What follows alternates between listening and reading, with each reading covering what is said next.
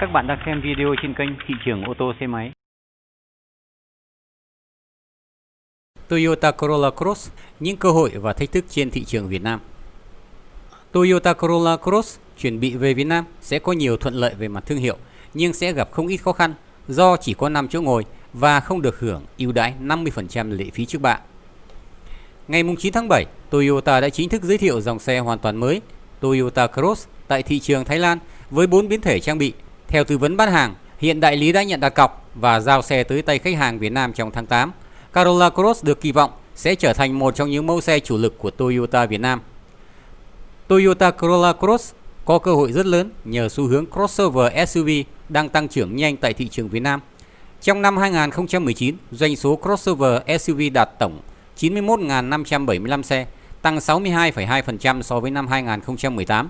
Mức tăng trưởng lớn một phần là vì xe nhập bị chặn đường về hồi đầu năm 2018 bởi Nghị định 116. Tuy nhiên, không thể phủ nhận sức nóng của phân khúc này.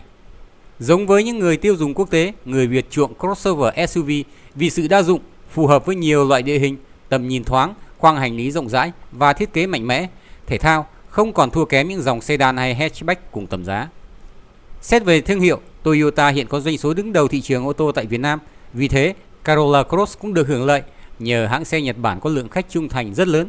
Cùng với đó, trước nay hãng xe Nhật Bản từng tham gia phân khúc crossover hạng C nên Corolla Cross sẽ được chào đón ngay trong thời gian đầu. Toyota Corolla Cross là mẫu xe hướng đến nhóm khách hàng trẻ năng động. Điều này thể hiện rõ qua thiết kế hầm hố và thể thao, cả ở ngoại hình và nội thất. Tuy nhiên, mẫu xe này sẽ thuyết phục được một lượng khách hàng trung niên, những người tin tưởng Toyota. Quan niệm về xe của hãng luôn bền, dễ sửa chữa, phụ tùng rẻ, linh kiện dễ tìm và khả năng thanh khoản cao. Nói về thách thức của Corolla Cross, con đường chinh phục khách hàng Việt của Corolla Cross cũng không trải đầy hoa hồng. Mẫu xe hoàn toàn mới của Toyota phải cạnh tranh với những đối thủ mạnh và những mẫu xe đã có mặt tại Việt Nam từ rất lâu như Honda CR-V, Mazda CX-5, Mitsubishi Outlander hay là Hyundai Tucson. Điểm thua thiệt đầu tiên của Toyota Corolla Cross là cấu hình 5 chỗ ngồi, trong khi đó Honda CR-V và Mitsubishi Outlander đều mới được thiết kế dạng 5+2. Đối với Mazda và Hyundai, cả hai hãng xe này đều có những mẫu xe khỏa lấp chỗ trống là CX-8 và Santa Fe nếu khách hàng muốn mua một chiếc xe có 7 chỗ ngồi. Khách hàng mua xe crossover cơ xe đa phần là người trẻ mới lập gia đình nên rất khó có thể lựa chọn được ngay Fortuner nếu cần một mẫu xe 7 chỗ. Toyota chưa thể lấy được nhóm khách hàng cần một chiếc crossover 7 chỗ và nhóm khách hàng của Toyota Corolla Cross không thể rộng khắp như Honda CR-V hay là Mitsubishi Outlander. Theo tiết lộ từ phía đại lý, Toyota Corolla Cross được nhập khẩu nguyên chiếc từ Thái Lan. Đây cũng là điểm bất lợi lớn đối với mẫu xe này khi khách hàng mua xe không được hưởng 50% lệ phí trước bạ từ nay cho đến cuối năm.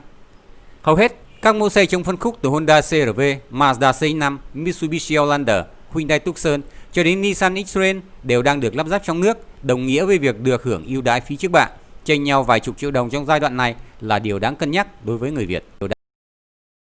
Các bạn đang xem video trên kênh Thị trường ô tô xe máy. Chúng tôi luôn đem đến cho các bạn những thông tin bổ ích và lý thú với hình ảnh cụ thể, sắc nét và đẹp mắt. Rất mong các bạn đăng ký kênh và nhớ bật chuông nhỏ bên cạnh để nhận bài thường xuyên. Chúc các bạn lái xe an toàn, vui trẻ, hạnh phúc và thành công.